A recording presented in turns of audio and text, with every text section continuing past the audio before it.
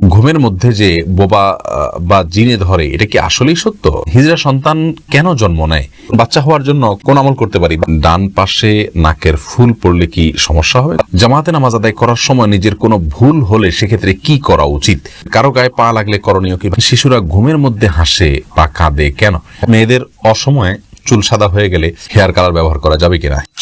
ওয়াসেক আহাদ আপনি জানতে চেয়েছেন, জামাতে নামাজ আদায় করার সময় নিজের কোনো ভুল হলে সেক্ষেত্রে কি করা উচিত? দেখুন, জামাতে যদি আপনি একাকী জামাতে যদি নামাজ আদায় করেন ইমামের সাথে, তাহলে সেক্ষেত্রে আপনার ভুলটা যদি হয় ফরজ ছুটে যাওয়া, তাহলে সেক্ষেত্রে আপনাকে ওই নামাজ আবার পড়তে হবে। আর যদি ওয়াজিব ছুটে যায়, তাহলে একাকী নামাজ পড়লে যেরকম সিজদা সাহু দেওয়া লাগতো, জামাতে নামাজ পড়লে ওয়াজিব ছুটলে আর সিজদা সাহু দেওয়া লাগবে না, সুন্নাত ছুটলে তো দেওয়া লাগবেই না। ইভা অপরাজিতা এই আইডি থেকে আপনি জানতে চেয়েছেন, শিশুরা ঘুমের মধ্যে হাসে বা কাঁদে কেন?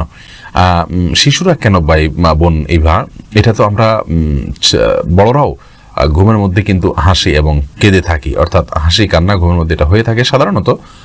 মানুষ যখন স্বপ্ন দেখে তখন শিশুরাও কিন্তু স্বপ্ন দেখে, আর সেই স্বপ্ন দেখার পরেই তারা হাসে বা কাঁদে, স্বপ্নের অবস্থার উপর নির্ভর করে।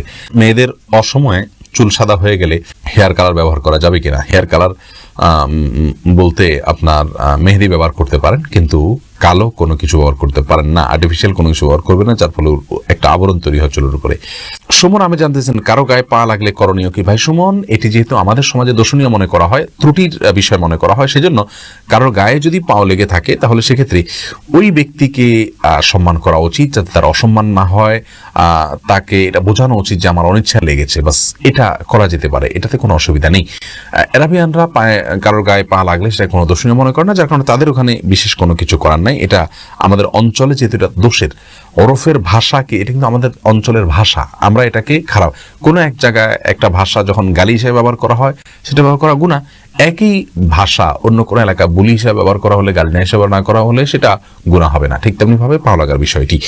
রুবাইয়া রোমানা আপনি জানতে চেয়েছেন, ডান পাশে নাকের ফুল পড়লে কি সমস্যা হবে? কোনো অসুবিধা নেই, ডান পাশে বাম পাশে আপনি নাকের ফুল কোন পাশে পড়বেন এটা সম্পূর্ণ আপনার ব্যাপার, কোনো অসুবিধা নেই। তবে যদি ডান বাম দুইটাতেই ব্যবহার করার মতো অপশন থাকে, তাহলে সেক্ষেত্রে ডানকে আল্লাহ তাআলা পছন্দ করেন, আগে ডান দিয়ে শুরু করাটাকে আল্লাহ তাআলা পছন্দ করেন। নাসরিন সুলতান আপনি জানতে চেয়েছেন, বাচ্চা হওয়ার জন্য কোন আমল করতে পারি? বাচ্চা হওয়ার জন্য আল্লাহর কাছে দোয়া করবেন, রব্বি হাবলি মিনাস সালিহিন, রব্বি হাবলি মিনাস সালিহিন, রব্বি লা তাজারনি ফারদা ও আনতা খায়রুল ওয়ারিসিন।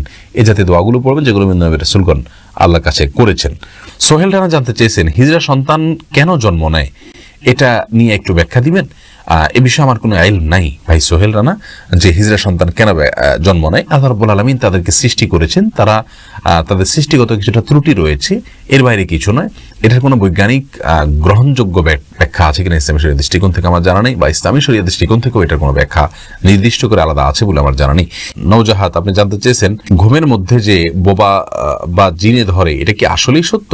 ধরে এটা তো ঠিক বোন, এখন সেটা কি জিন নাকি এটা স্বাস্থ্যগত কোনো সমস্যা, সেটা আমাদের ভালো জানা নেই। আমাদের ডাক্তারগণ, চিকিৎসকগণ এটাকে